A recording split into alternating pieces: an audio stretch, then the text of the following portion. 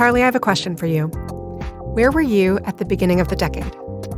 I was an intern at Grazia magazine. I wore a lot of H&M and I really wanted a Mulberry handbag. Who didn't? Who didn't? Where were you, Emily, and what were you wearing? Well, I was freelancing/unemployed because the way ahead of its time fashion video portal that I worked for had just gone bust. I was getting ready to start working at Elle Online, wearing loads of vintage clothes and probably also wanting a Mulberry handbag. So much has changed, and so little. So we still want Mulberry handbags. We still want Mulberry handbags. The decade has brought us so many fashion moments. We've seen the rise of Instagram, the death of the Manicam, big booty beauty. Say that 3 times fast. I don't want to. It wasn't hard enough to say it once. And as the decade draws to a close, we at Fashion Unzipped are taking time to pause, discuss, and appreciate the 20-teens. I'm Emily Cronin, Senior Fashion Editor at The Telegraph. And I'm Charlie Gowans-eglinton, also Senior Fashion Editor at The Telegraph. And we're your hosts. Joining us in the studio is Lisa Armstrong, Head of Fashion. Hello. Hello, nice to be here. Thrilled to have you. So, Charlie, what a year, what a decade. Where should we start? Ooh, I mean, we've had omelettes, chandeliers, and Pope costumes at the Met Gala, Kim Kardashian's bottom, royal fever, I would describe it as. But let's begin with the huge phenomenon that is Instagram. October 2010, it launched. I was a late adopter. I'm embarrassed to say. Didn't get it for a couple of years after that. But it's changed so much in fashion. We've had influencers on the front row. We've had, shopping now via Instagram directly is a relatively new addition. The whole wellness movement really was born on Instagram, and mumfluencers, all of these different movements that actually didn't have a place in the mainstream media and found their voice on Instagram. Lisa, how have you seen it change? I can't believe it's 10 years old. Well, it's changed everything in some ways, and then it hasn't, because it has these micro effects. I think what's happened now is that you get people who are very, very famous in a very, very small sphere. So you might get someone who's incredibly famous with, 5 million Instagram followers, which would be huge. But actually, if you're outside that, you don't know about them at all. Whereas in the past, if someone was famous on TV, even if you didn't watch any of the things they were ever in, somehow you were aware of them. Because I think the media in general were more enmeshed. So, magazines and newspapers would cover the film world. And so if you made it big in that, then you were big across. Whereas I think everything's much more siloed now. And it really has challenged and cannibalized fashion magazines. Yeah. I'll be more careful about what I say. But yes, it's really, really given them a run for their money, hasn't it? We saw someone who was, in her previous role, was an editor-in-chief of a Condé Nast title, as Ava Chen was at Lucky before it folded, then joined Instagram as head of fashion partnerships. So that says everything about the way that fashion is going online. And also that we've seen so many magazines close in that time. Well, everything is just so much more reactive now. People are live streaming from the shows and you can see the looks as they hit the catwalk. So I used to work at monthly magazines and we'd be writing about these things, and 3 months in advance of something coming out in print, it just means you're so restricted in being able to react to street style trends or Instagram trends, all these kind of social trends that we now see all the time that can just blow up out of nowhere. And Instagram itself, the content changes all the time. So, I, like you, Charlie, I was a very late adopter, but in the beginning you would put up pictures from the catwalk, and even if they were quite blurry, people would be very interested because it was so exciting to see things in real time. But now if you put a picture up from the catwalk, even if it's pin sharp and an amazing little angle on a shoe or something that shows the heel that no one else has managed to capture, people think, it's catwalk, it's been there, done that. They want something different all the time. They want stuff that's more and more personal. A year or two ago, everything had to be glossy. Now we're told it has to be a bit more real.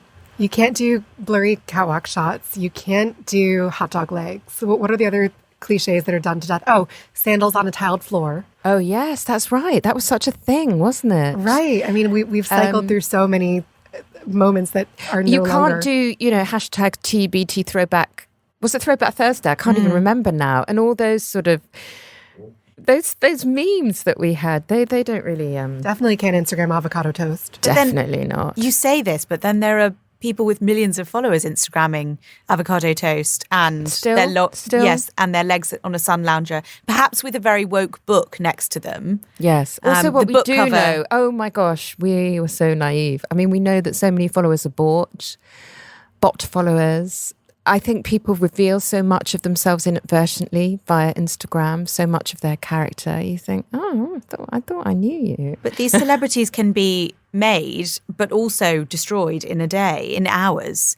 We've seen people who, like the vegan Instagrammer who was videoed eating fish and lost, millions and was getting all these really angry comments and had to kind of withdraw from Instagram Live for a while. And she's making a comeback. Or we've seen Instagram marriages break up. We have. Tanya Burr and Jim Chapman. That's really more of a YouTube marriage, but I hear you. Yeah. Well, actually, I think her Instagram following is huge, but it is this kind of life that you live online and you live through social media and you build together. And actually, that's some people's sole revenue stream is just being on social media. Well, and this actually feeds into another change over the decade. So, I mean, the archetype of the ideal fashion designer used to be someone like Reynolds Woodcock, the difficult protagonist of 2018's Phantom Thread. And you can just look at Alessandra Michele's breathlessly received Instagram posts and the way that Riccardo Tisci has, always hashtag love I think and we're family. going away from that. Do you? I think Mystique is coming back. I think both of those designers you mentioned have had quite a lot of pushback and backlash in the past year. I think Virgil Abloh, who is absolutely a multi-platforming artist, DJ, trained architect, fashion designer, he's had to take time off because he's probably overstretched himself. I think that's the reason. And I think there is a feeling that Virgil is a bit of a tortured genius, actually. He's someone who's got a lot of talent in a lot of areas and overdid it. I think people are always very wedded to the idea of a genius who is being absolutely tortured because that makes us feel a bit better about the fact we're not geniuses. But that's interesting then. I wonder if we've come full circle from, admiring and to a degree worshiping designers who seemed to live for the work that they presented on the runway, at great personal cost, like John Galliano at Dior before his fall, Alexander McQueen, and so on and so forth, to total access to now pulling back. And maybe Mystique will be hot in 2020. You heard it here first from Lisa. Well, I love the idea of Mystique making a comeback. There is far too little of it. Let the Telegraph in. There's too much sharing. Because, of course, it's not honest sharing, is it? And we all know that Tactical sharing. Well, designers have to be so careful now about what they say because, Carl used to come out with a great, not great, but great news comment about women's weight or, because he'd famously lost all that weight himself and he didn't feel that anyone should be overweight and he had no tolerance for that. Or, these very un-PC comments that he used to make and he didn't care and he was Karl Lagerfeld. So, you wouldn't agree with him and actually those comments could be, very offensive, but he was very outspoken. Designers now are so careful not to say the wrong thing. They still do, though. I mean, it's really quite amazing. But I think that's also not always their fault, to be honest, because I think the other thing Instagram has done and social media in general has moved the PC goals. And I was reading an interesting piece on the business of fashion, actually, this morning about how in 2008, cultural appropriation didn't become a commonly used term until 2015. It's incredible, isn't it? And before that, Galliano, back in when he was at Dior in the 1990s, he did Native American. That's what he did. He did mashups all the time of lots of different cultures. He did homeless people as inspiration. I mean, can you imagine if anyone did that now? He did get heat for that, but he didn't ever get heat for doing Native American or Japanese. You know, when he did his Mikado, he would get criticised for other things. So the way we view things has just become, it's so different from even 10 years ago.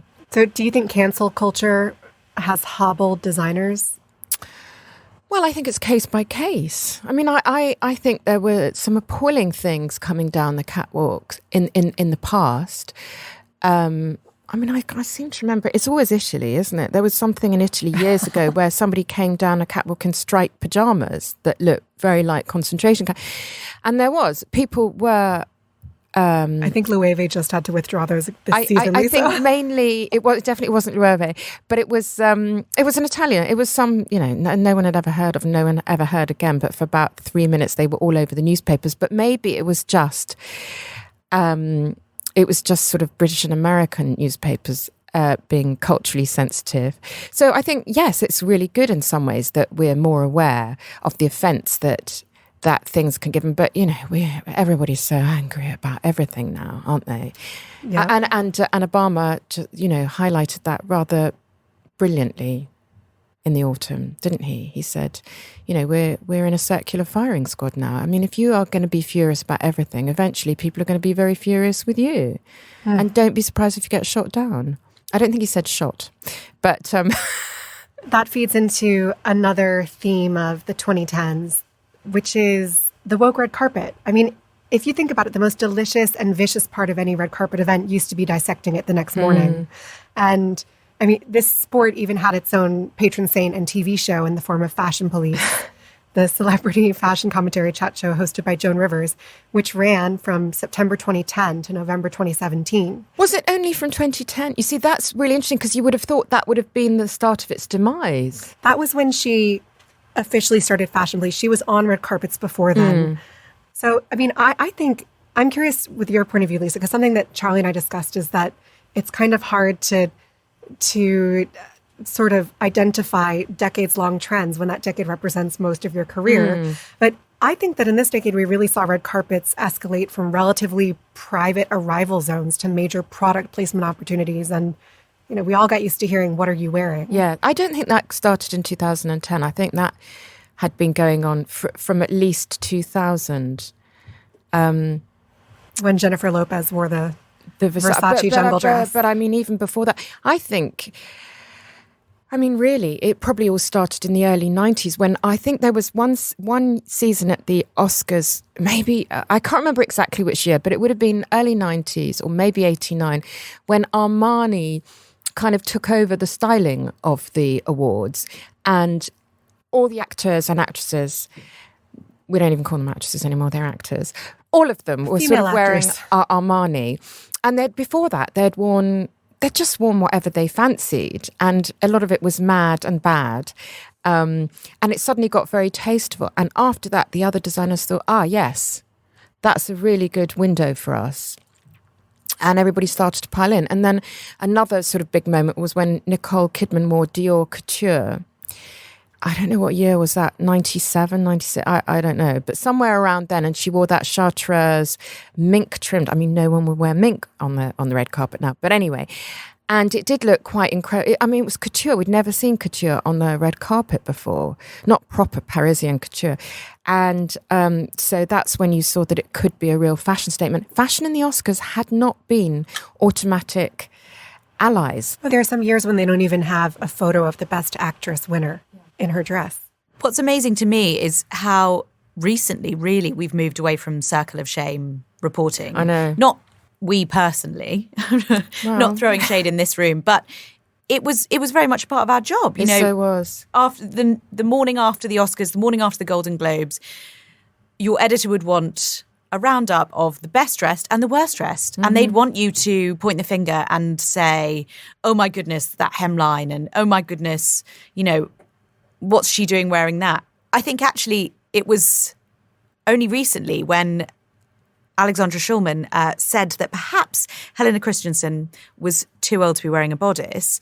And we saw the backlash to that. And, women supporting her on social media, celebrities speaking out and saying this is disgusting for a woman to tell another woman she shouldn't wear something. Well, 5 years ago, we were all doing it. Mm-hmm. It was the front page of every newspaper. And those are more popular than the best dress lists.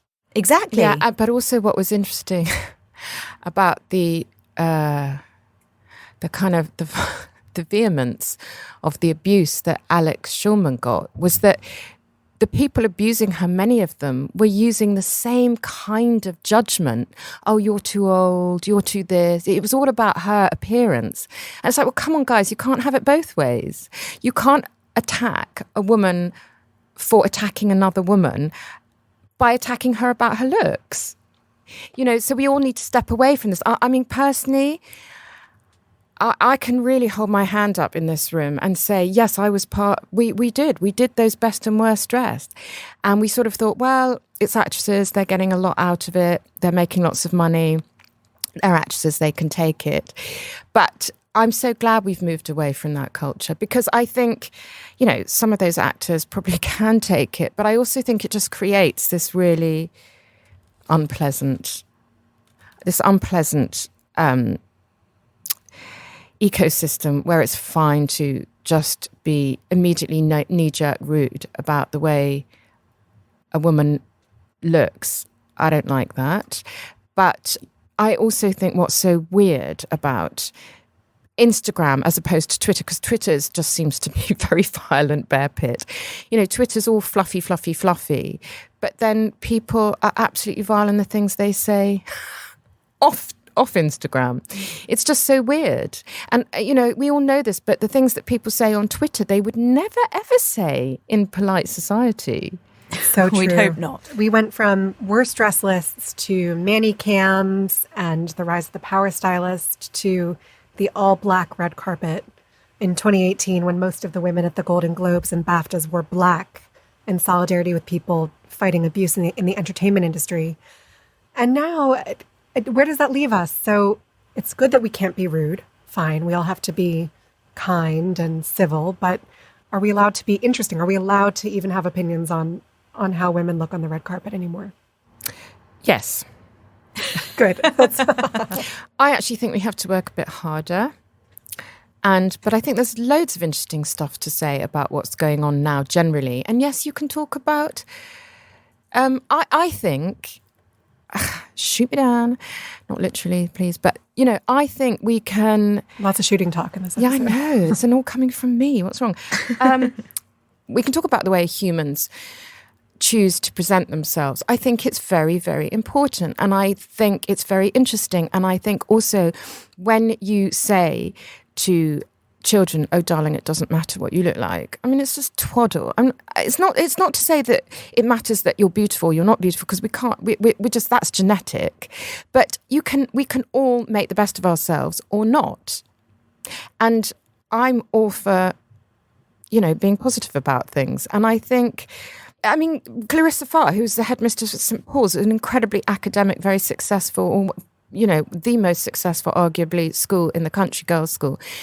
She says it does matter how you present yourself. You want to maximize your potential in every area, whether it's your braininess, your ability to play the piano, and how you look. And it's not about being the most fashionable or wearing the most expensive bag. It's just thinking very intelligently about the message you want to get across, because people read you visually before they can do anything else.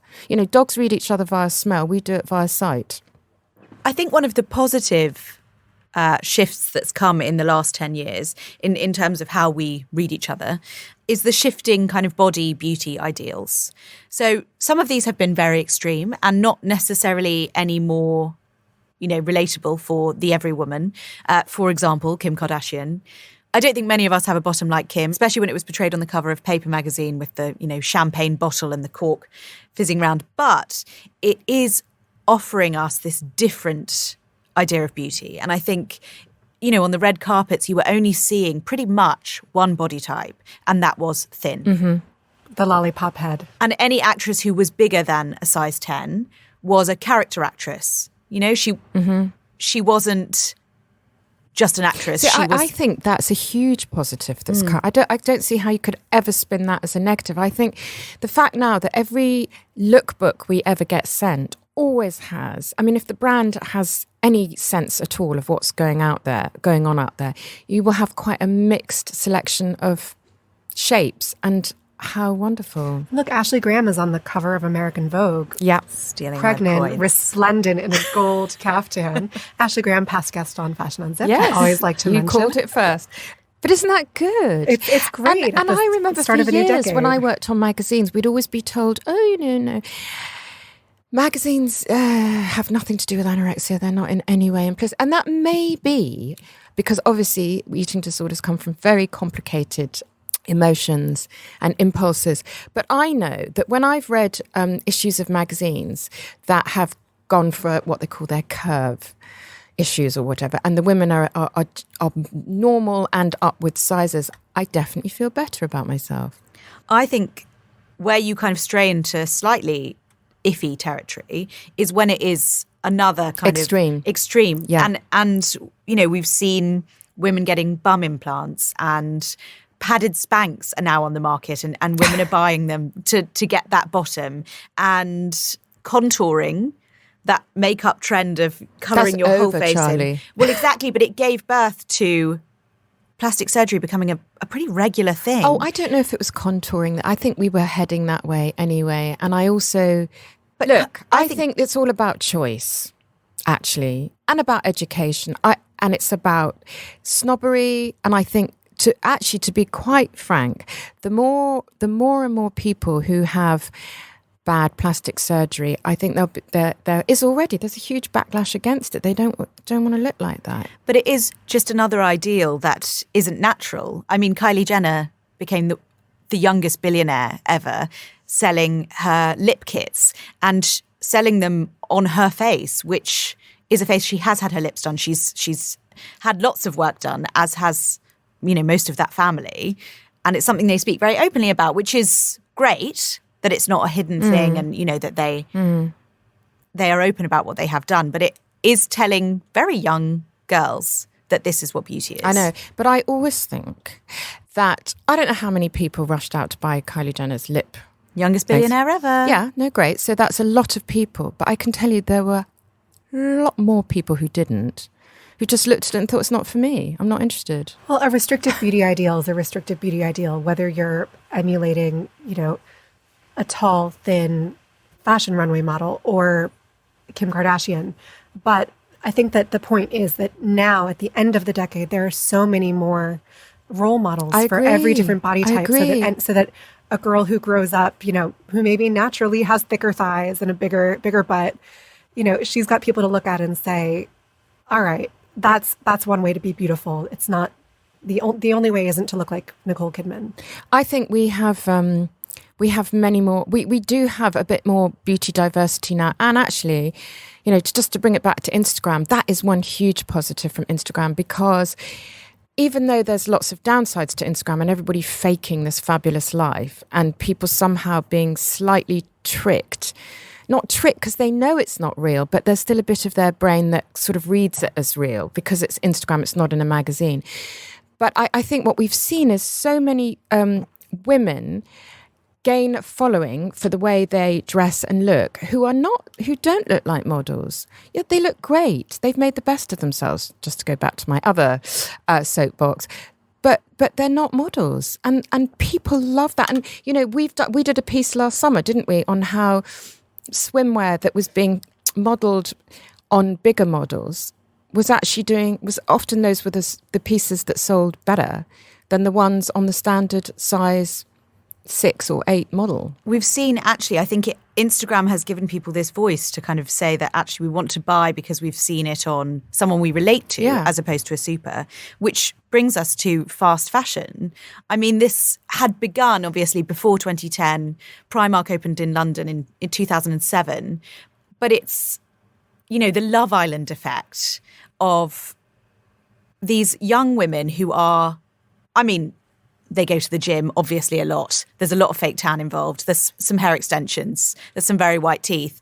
But, these are women working in normal jobs, suddenly put on this TV screen, parading around in swimwear, and it's all really affordable. I mean, damagingly affordable in terms of sustainability, but it is shoppable straight away. And this bizarre phenomenon of women watching them and saying, I want that outfit to wear this Friday night. I'll wear it once and never again.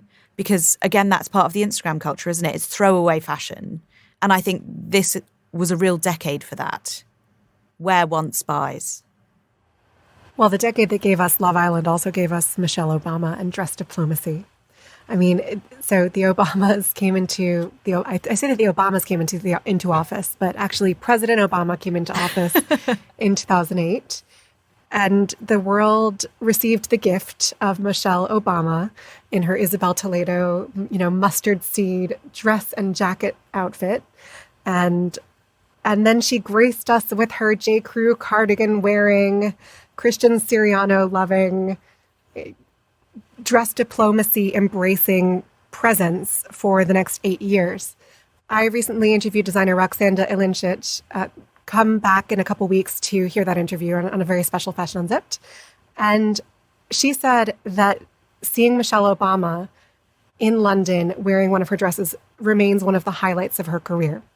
So, Michelle Obama was a woman who really appreciated the power of clothes to convey a message.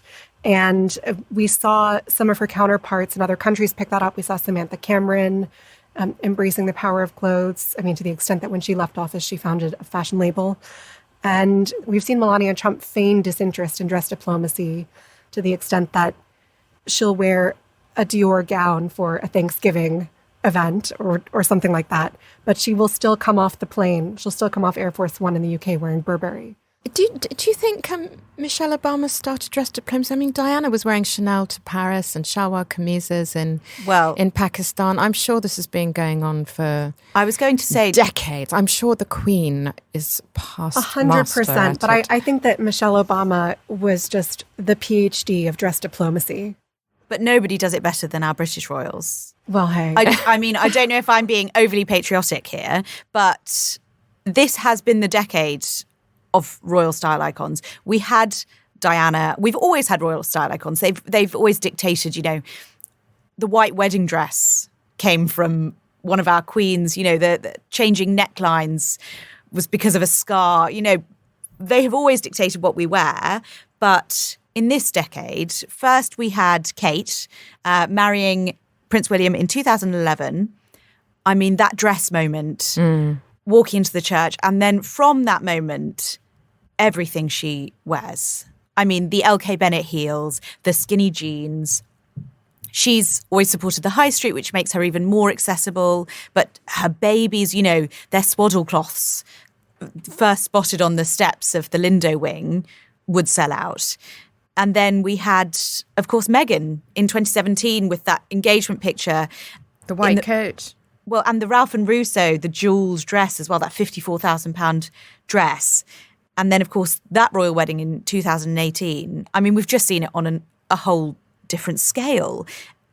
Princess Diana actually has been referenced so widely in the last couple of years. She's inspired Tory Burch catwalk, an off-white catwalk. Hailey Baldwin sort of copied some of her most iconic off-duty looks, the jeans tucked into cowboy boots.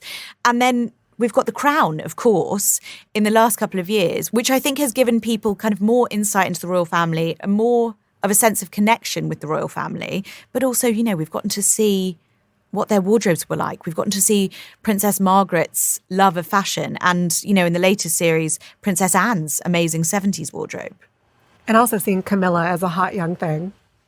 Camilla is a hot young thing. Yeah, I mean, I think that after the death of Diana, there was kind of a dry spell in terms of royal fashion, and it took this younger generation coming in to re-energize anyone who ever could have been interested in it. And now we've got, along with Kate, we've got replicates. We've got people who track everything that Meghan wears semi-professionally.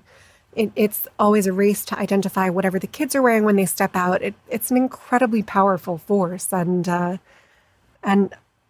I've been startled by whenever I'm back in the US, it seems like the royals are all that anyone wants to talk to me about. Is it escapism, do you think? Have they become what Busby Berkeley was in the 1930s? I mean, it is weird, this obsession with princesses, isn't it? Haven't we always been obsessed with royals? I mean, not we in this room, but I think we as a society. I think that people are fascinated by it, but there's also like a fascination so deep that it verges on pity. Because none of us really want that job, right? Do we not? No. Charlie, I think when you say haven't we all been fascinated with the royals? Yes, of course.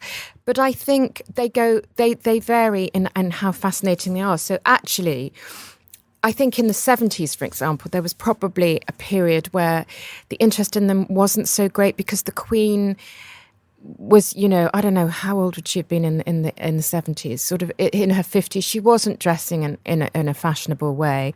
Anne had sort of shone briefly and then, disappeared with Captain Mark Phillips. There wasn't anybody. Then Diana came along and everybody went crazy. But what I'm saying is I think it's really interesting as women are so, rightly fighting against regression, that's coming from Trump or from religious fundamentalism, this push to close down women's rights. Women are not having any of it if they can help it. But at the same time, there are all these women who sort of fantasize about being princesses, which is it's a very passive role, and the Duchess of Cambridge, who so brilliantly never steps out of line by never doing anything controversial. And we've seen what happens when you do something a bit controversial, or you make a speech which has the words empowered. Oh, give any opinion. You know, and you're absolutely crucified. There's a reason we turn off the comments on every royal piece that we write, isn't there? I think along with every... Well, what is it, Emily? Probably needs explaining. What we've found, unfortunately, to be consistent with every royal story that we publish, is that it tends to attract really just poisonous comments and people trolling and jumping on any discussion of royal fashion. But not about the Duchess of Cambridge. It's only about the Duchess of Sussex, right? It is mostly about Meghan, unfortunately. I think there's always with royals as well, there's an obsession, but there's also a level of jealousy. Yes. I mean, I have to say, I find this obsession... Look, I like looking at a pretty royal picture as much as the next person, but I find this degree of obsession unhealthy. Well, before I worked at the Telegraph, I couldn't have told you anything about the royals. I didn't know who Princess Anne was until the new season of The Crown. But look, for every... You're American, that's allowed. Goodness. For every... Look, you probably still think of the Duchess Meghan and Duchess Kate. I know. Don't tell Bethan. But look, for every princess in a carriage, there's also a princess locked in a room at the top of a tower, well, right? I think they're often the same person. Yeah, except the room at the top of the tower is the beam of celebrity. Probably a discussion for another day. All right, so we've discussed the royals, dress diplomacy, fast fashion. Let's talk about the brands that defined the decade. List, the fashion search engine, sent us a rundown of the hottest fashion pieces from every year in the 2010s. And I'm just going to read some of these out and see if they... The only one I think of as really defining the decade is, and I can't even remember its name, but is it the one, what's it called? Redemption, not Redemption. The LA one where everything's recycled. Oh, Reformation. Reformation. That for me defines the decade. What about Vetements? What? Vetements. Wait, what about... No, not for the real person. I mean, it's a fashion thing. I mean, you can nominate that for me.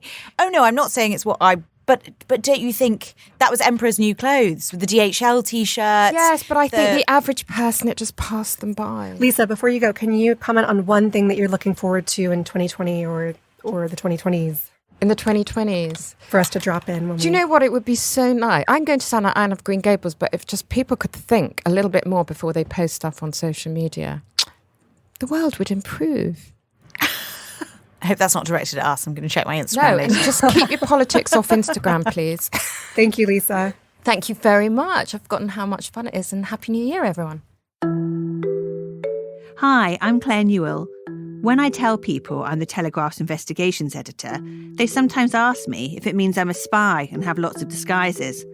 And there is a bit of blending into the background, but generally I spend lots of time working with sources, piecing together evidence to reveal wrongdoing and hold the powerful to account.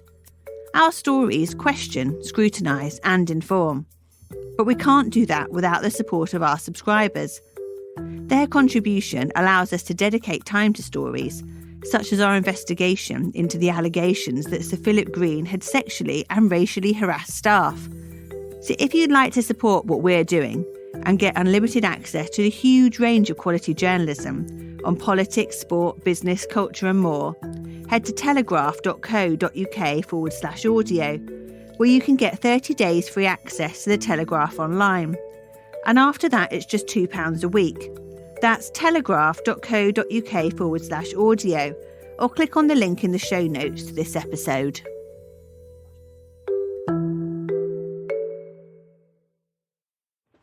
If you followed fashion in the 2010s, let's see if any of these items sound familiar. In 2010, sales of Alexander McQueen's skull print scarf increased 14,000% in the days after his death. In 2011, the key item was the rock stud shoe. Moving forward, 2015, the Gucci Princetown fur loafer. Remember those, the kangaroo footbed loafers? Charlie, did you ever have those? No. I think if something made this list, you probably don't want to have it, right? That's because right. if it was the best-selling thing of the year, I mean, yeah. So are you saying that I can be glad that I didn't have 2016's Vetements DHL t-shirt or 2017's Dior We Should All Be a Feminist t-shirt? Yes, I think I am saying that. Also skipped dad trainers in 2018. Although I did an ugly dad sandal. I think that's... Totally different. Definitely advisable. Okay, fine, good. Relieved. And then this is a bit fresh, and hopefully we won't regret that in 2019, Bottega Veneta was the breakout brand of the year. I'm glancing at Emily's feet to see if she's wearing her Bottega heels. I Not wore today. them yesterday, and they were not the naked sandals that would slice your feet up. No, but also you went for a more timeless Bottega shoe. You didn't go for the really obvious one that everyone's got. That, to be honest, I think is a bit weird. But Daniel Lee did clean up at the Fashion Awards. So, I mean, here is his moment. But, you know, Gucci had that moment. And all anyone seemed to want were, you know, really bold and colourful Gucci pieces with all sorts of, you know, chinoiserie prints and lips and everything all over them. And now we're shifting towards Bottega Veneta. But in a year's time, in 2 years' time, I mean, what are the forever pieces? For me... The Row. The Row is just as popular now as it was when it launched, I think. And look at Phoebe Philo's Celine. You know, that was this decade when Phoebe stepped down from Celine and Eddie Slimane stepped up.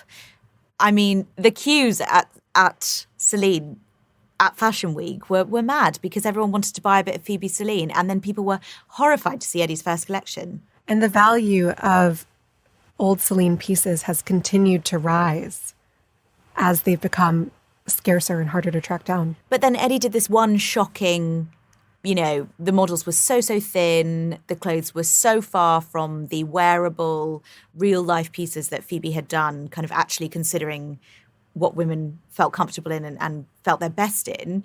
But then for his second collection, it was great.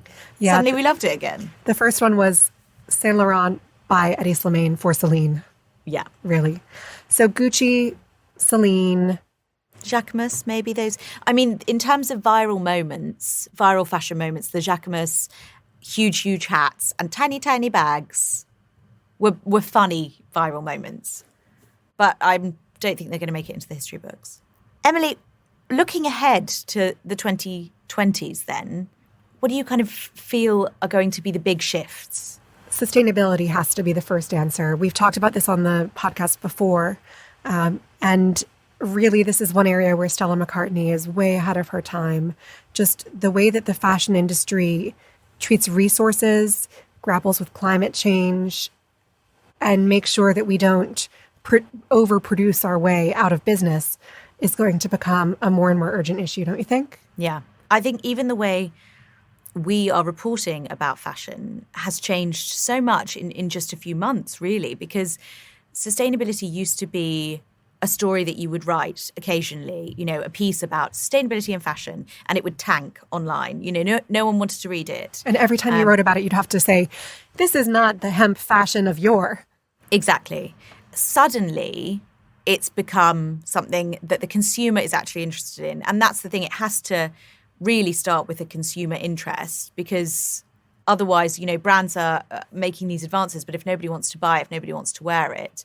But also just the way we are reporting fashion now. We talk about rentals. The Fashion Awards a couple of weeks ago. I'm wearing a rental now. Emily's constantly coming in fabulous new rented pieces. I've listed some of my wardrobe on her Collective a rental site to make a bit of, pocket money on the side. At the Fashion Awards a couple of weeks ago, we saw a whole lineup of women wearing rented pieces from My Wardrobe HQ.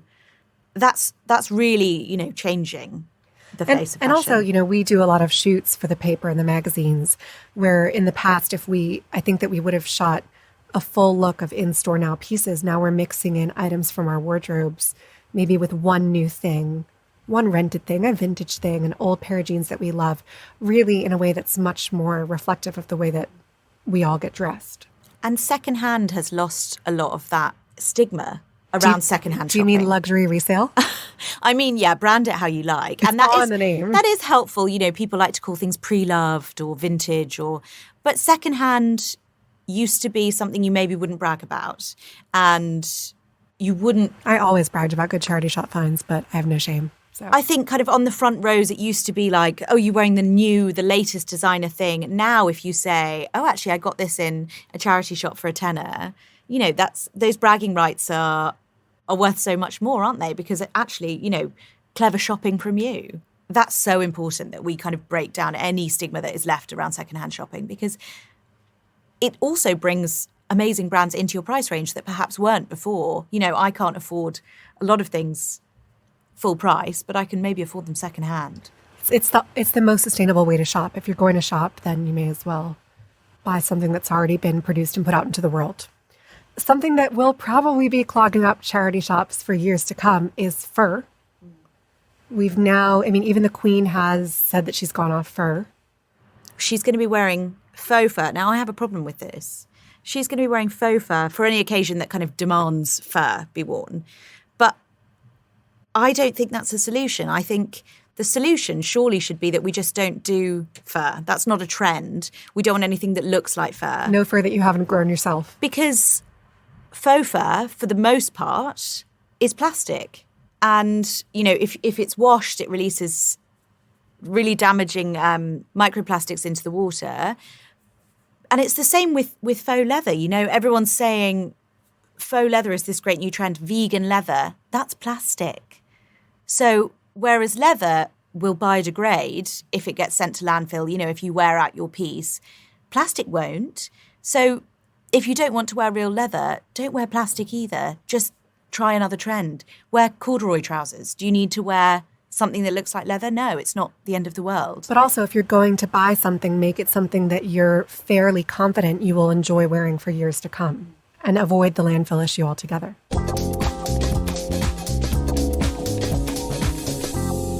All right, so that's our look back. Let's look ahead. Charlie, what are you looking forward to in the 2020s? I am looking forward to more body shapes, seeing more diversity on the catwalk. This has been kind of creeping along in the last decade. We've started to see more racial diversity on the catwalk. We've started to see more age diversity on the catwalk. At the Fashion Awards this year, both Naomi Campbell and Adut Akech were honoured for modelling, and Adut actually thanked Naomi in her speech as one of her mentors. We're starting to see women of different shapes and sizes on the catwalks, but in some cases, it still feels like tokenism. In some cases, you'll see a few models mixed in who are in their 50s and 60s, and then a press release will get issued saying, great talking point for editors, blah, blah brand includes 60 plus models. It shouldn't be a talking point. It should just be normal. It should just be normal that we see models of every race, every shape, every size, every age on a catwalk and in ad campaigns.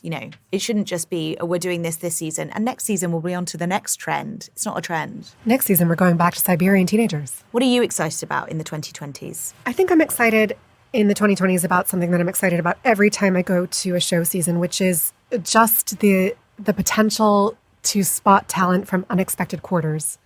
You know, we get so used to going to the big shows like the well-trodden path and seeing the thing that everyone has to see.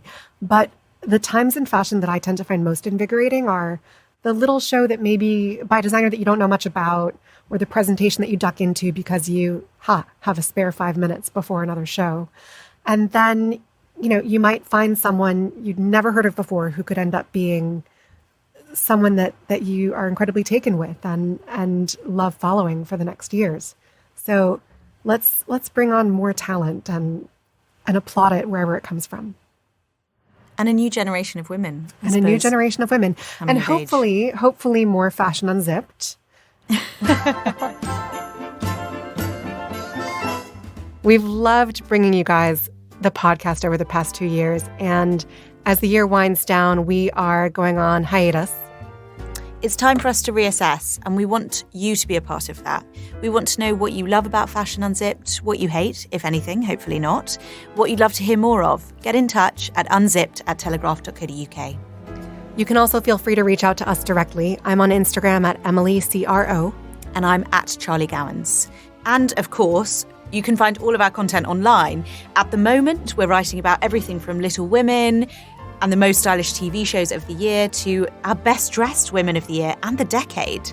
You can find all of that at telegraph.co.uk/fashion unzipped sub, where you'll get a free 30-day trial. As one last little present for our loyal listeners, we have a bonus episode coming out around the new year. It's my interview with Roxanda. So look out for that in your feed. That's all from us for now. Have a velvety Christmas. And a sequiny new year. Bye.